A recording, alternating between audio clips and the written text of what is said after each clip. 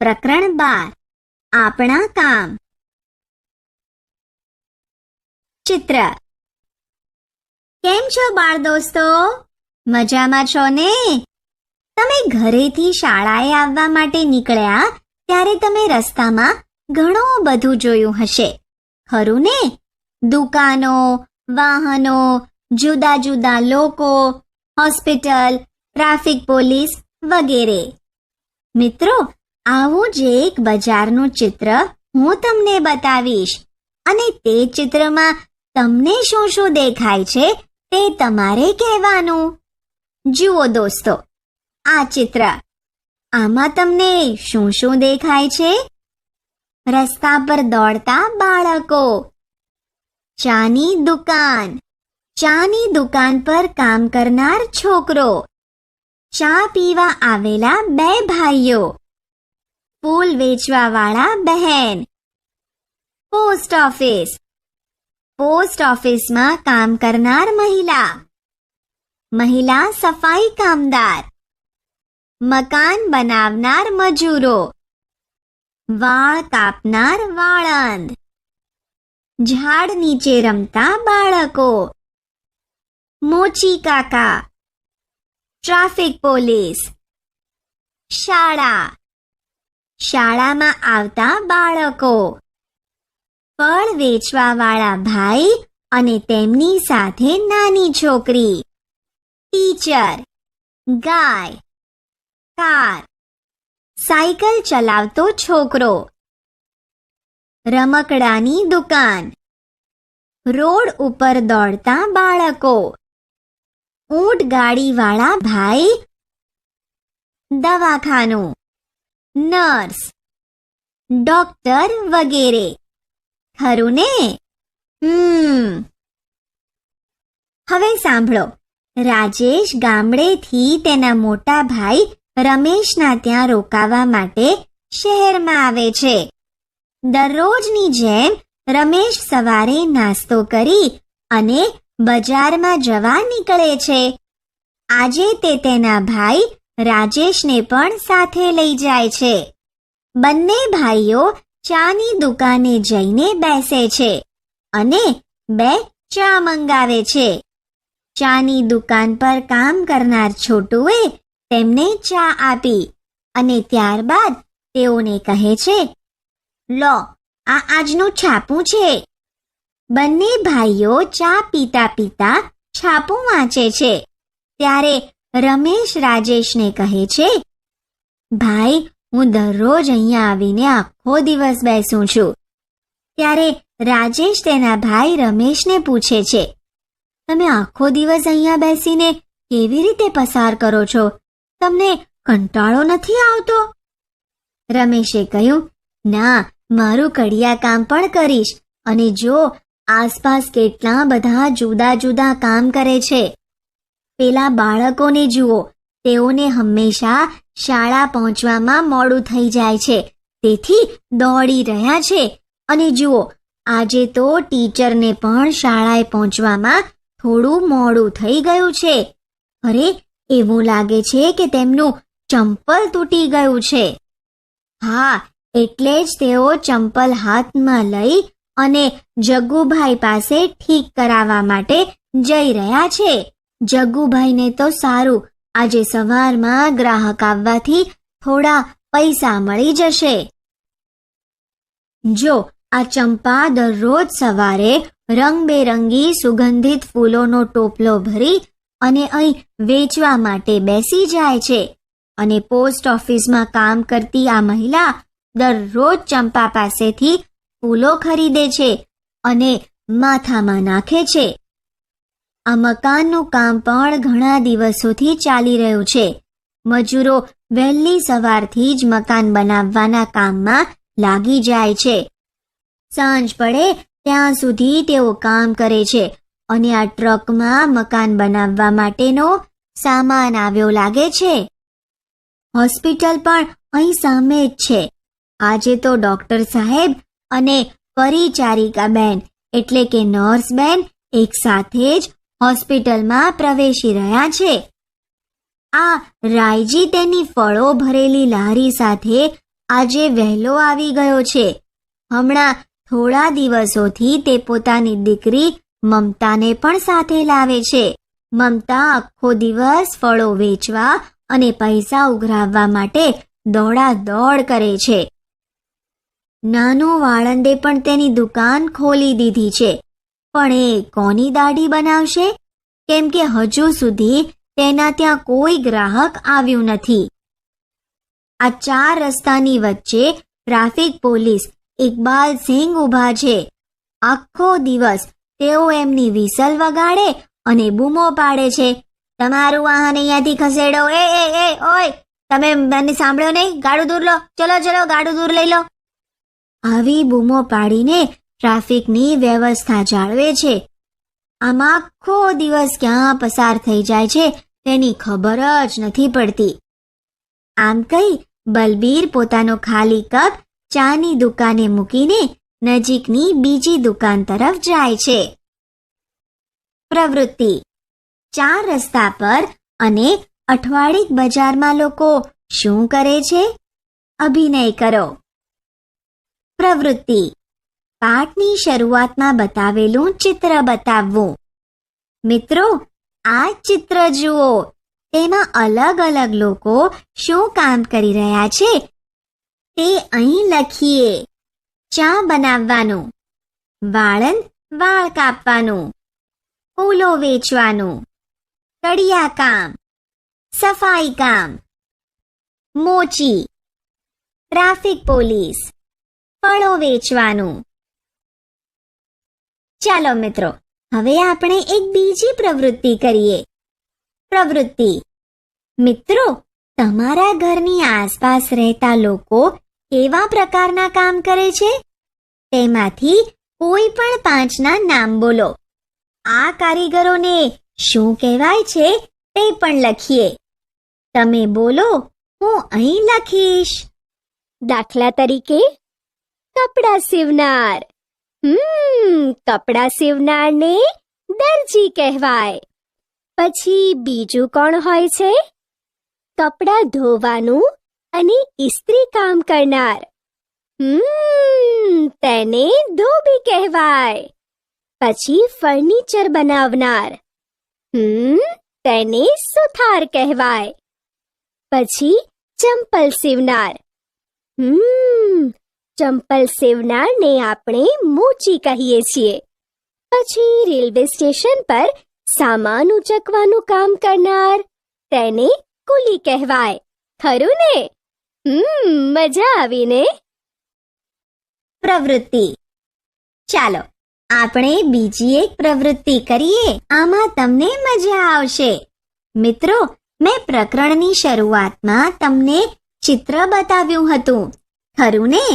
આપણે એ ચિત્રના આધારે એક પ્રવૃત્તિ કરીશું. એ ચિત્રમાં જે મકાનો આપેલા હતા તે અહીં યાદીમાં આપેલા છે. તો આપણે તે મકાનો પર લાલ કલરથી ગોળ કરીશું અને તમારા પડોશમાં આવેલા મકાનો પર લીલા કલરથી ગોળ કરીશું. હવે આપણે આપેલી યાદી જોઈએ છીએ. મિત્રો, પ્રકરણની શરૂઆતમાં બતાવેલા ચિત્રમાં આમાંથી કયા મકાનો હતા? પોસ્ટ ઓફિસ, હોસ્પિટલ, શાળા અને દુકાન.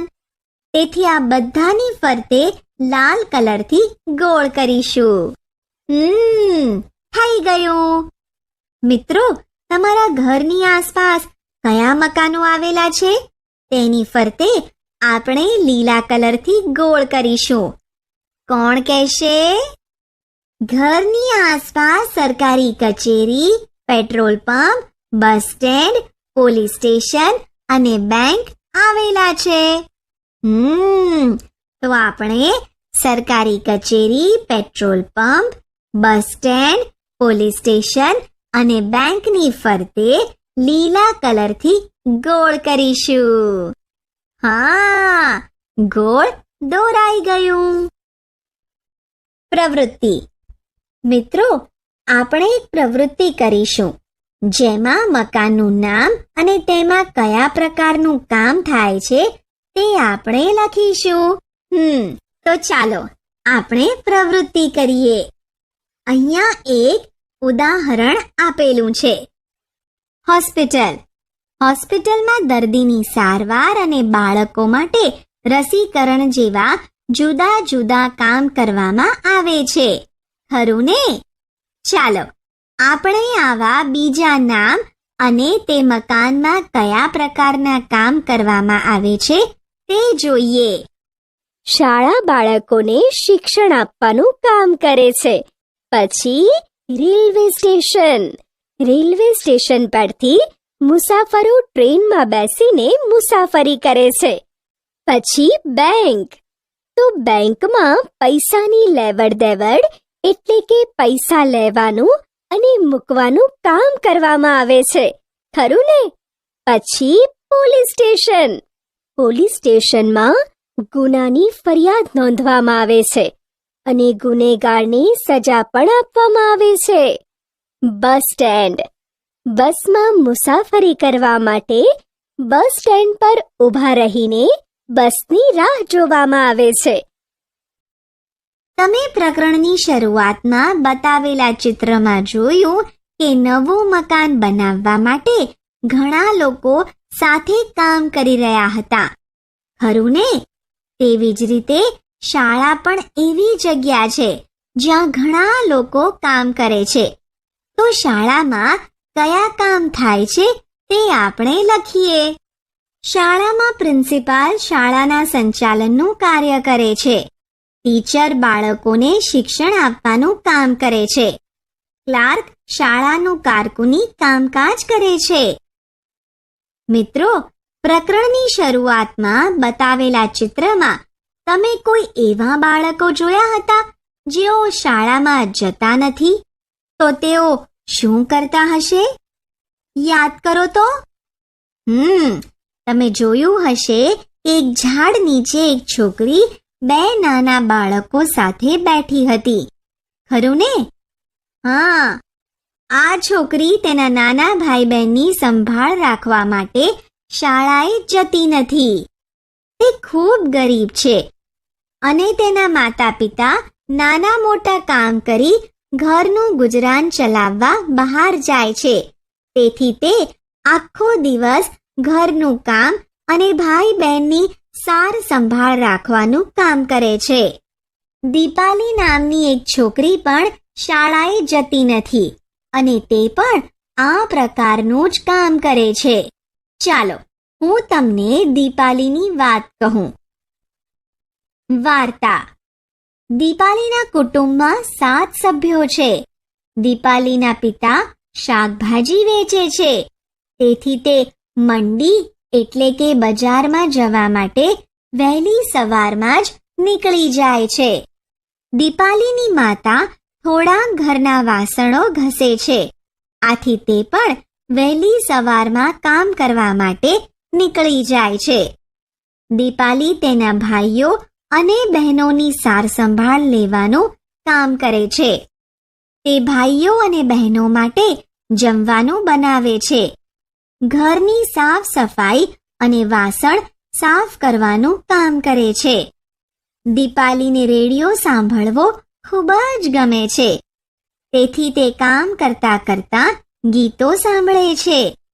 કામ કર્યા બાદ તે તેના ભાઈને પિતાની પાસે મૂકવા જાય છે અને ત્યારબાદ તેની નાની બહેનોને શાળાએ મૂકવા જાય છે. ત્યારબાદ દીપાલી તેની માતાને ઘરના કામમાં મદદ કરે છે. બપોરે તે તેના ભાઈ અને બહેનોને ઘરે પાછા લાવે છે અને સાંજે તે પડોશમાં બીજા બાળકો સાથે રમે છે. માતા સાંજે ઘરે મોડી આવે છે, તેથી દીપાલી તેની માતાને સાંજની રસોઈ બનાવવામાં મદદ કરે છે. તેના પિતા રાત્રે ખૂબ જ મોડા આવે છે. રાત્રે દીપાલી પથારીમાં સૂઈને તેની બહેનનું પુસ્તક વાંચે છે. તેને પુસ્તક વાંચવું ગમે છે. તે ધોરણ 3 સુધી જ ભણી છે. 3 વર્ષ પહેલા જ્યારે તેના નાના ભાઈનો જન્મ થયો એટલે તેની સંભાળ રાખવા દીપાલીએ ઘરે રહેવું પડતું. તેથી તે આગળ ભણી શકી નહીં. પરંતુ હવે દીપાલીએ ફરી શાળામાં પ્રવેશ લીધો છે અને તે નિયમિત શાળામાં જાય છે. જોયું ને મિત્રો, આ વાત હતી દીપાલીની. દીપાલી જેવી ઘણી છોકરીઓ અમુક કારણોને લીધે ભણી શકતી નથી. બાળ દોસ્તો, આપણે કેટલાક પ્રશ્નોની ચર્ચા કરીશું. દીપાલી તેના ઘરમાં કયા કામ કરે છે? રસોઈ બનાવવાનું, વાસણ ઘસવાનું, ભાઈ બહેનોને શાળાએ મૂકવા જવાનું, તેમજ શાળાએથી લઈ આવવાનું, ઘરની સાફ સફાઈ, ઘરના અન્ય કામો. શું તમે ઘરકામ કરો છો? છોકરીઓ ઘરની સાફ સફાઈ, વાસણ ઘસવાનું એવા કામો કરે છે. મોટા ભાગે છોકરાઓ ઘરકામમાં મદદ કરતા નથી. ઘરકામ સિવાય બીજા કયા કામ તમે કરો છો? જો હા તો જણાવો. છોકરાઓ ઘરકામ સિવાયના બહારથી ઘર માટે વસ્તુઓ લાવવી, દાદા દાદીને મદદ કરવી, નાના ભાઈ બહેનને સાચવવા વગેરે કામ કરે છે. સરસ. બાળમિત્રો, આપણે સૌએ ઘરમાં આપણી મમ્મીને થોડી ઘણી મદદ તો કરવી જ જોઈએ. કરશો ને? પ્રવૃત્તિ. ચાલો આપણે એક પ્રવૃત્તિ કરીએ. નીચે દરરોજની કેટલીક પ્રવૃત્તિઓ આપેલી છે. દિવસના કયા સમયે તમે એ પ્રવૃત્તિઓ કરો છો તે ઘડિયાળમાં બતાવો. સવારમાં 7 વાગે તો તમે ઉઠી જ જતા હશો, ખરું ને? પ્રથમ ઘડિયાળમાં આપણે 7 વાગ્યાનો સમય દર્શાવીશું. તમે શાળાએ 11 વાગે જતા હશો, ખરું ને? માટે આપણે બીજી ઘડિયાળમાં 11 વાગ્યાનો સમય દર્શાવીશું. શાળાએથી તમે કેટલા વાગે ઘરે પાછા આવો છો? 6 વાગે, ખરું ને? હા, માટે આપણે ત્રીજી ઘડિયાળમાં 6 વાગ્યાનો સમય દર્શાવીશું. શાળાએથી પાછા આવ્યા બાદ કેટલા વાગે રમવા જાઓ છો? 7 વાગે, ખરું ને? તેથી ચોથી ઘડિયાળમાં આપણે 7 વાગ્યાનો સમય દર્શાવીશું. પાછા આવ્યા બાદ કેટલા વાગે ભણવા બેસો છો? 8 વાગે, માટે આપણે પાંચમી ઘડિયાળમાં 8 વાગ્યાનો સમય દર્શાવીશું. થાકી ગયા બાદ 10 વાગે તો સૂઈ જ જતા હશો, માટે છેલ્લી ઘડિયાળમાં આપણે 10 વાગ્યાનો સમય દર્શાવીશું. હા, આપણી દરેક પ્રવૃત્તિઓનો સમય દર્શાવાઈ ગયો. આ તો તમારી સવારથી લઈ અને સાંજ સુધીની જુદી જુદી પ્રવૃત્તિઓ થઈ. પરંતુ ઘરમાં તમારી સાથે બીજા સભ્યો પણ રહે છે, બરાબર ને? તો તે સભ્યોમાંથી કયા સભ્યો ઘરના કામ કરે છે? તેઓ કયા કામ કરે છે? દાદા સવારમાં ઉઠીને ભગવાનની સેવા પૂજા કરે છે અને બાળકોને શાળામાં મૂકવા અને લેવા માટે જાય છે.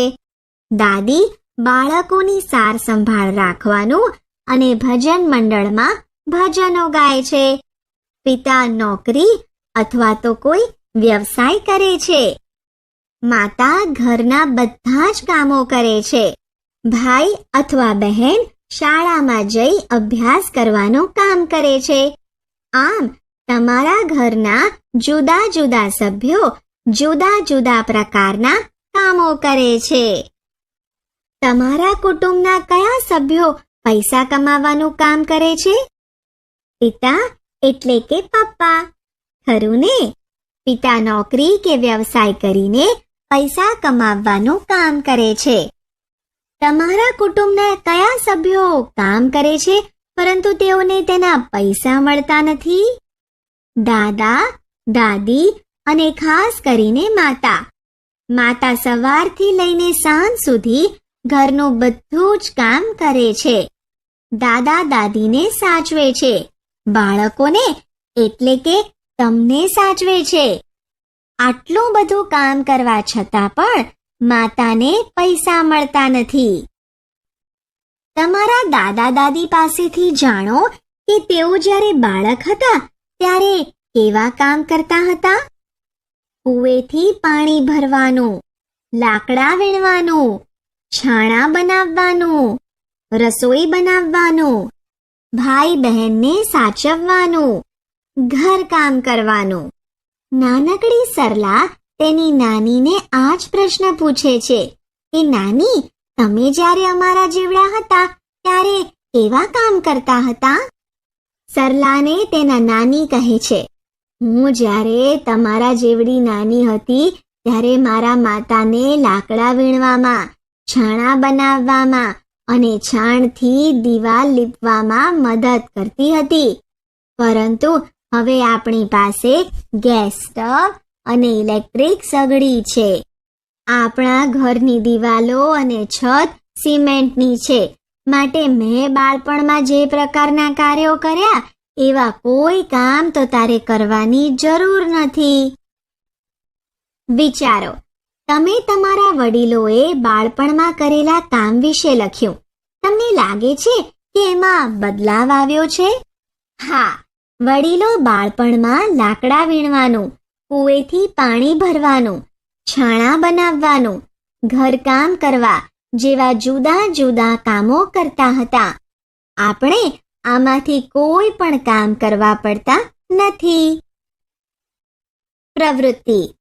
આપણે આગળ જોયું કે દીપાલીએ ઘરનું કામ કરવા શાળાએ જવાનું છોડવું પડ્યું. તમારા પડોશમાં 6 વર્ષ સુધીના બાળકો જે શાળાએ જતા ન હોય તે શોધી કાઢો અને તેમાંથી કોઈ પણ 2 બાળકો સાથે વાત કરો અને તેઓ શા માટે શાળાએ જતા નથી એ શોધો. મિત્રો, તમને શાળામાં શું ગમે તેની વિગત લખો.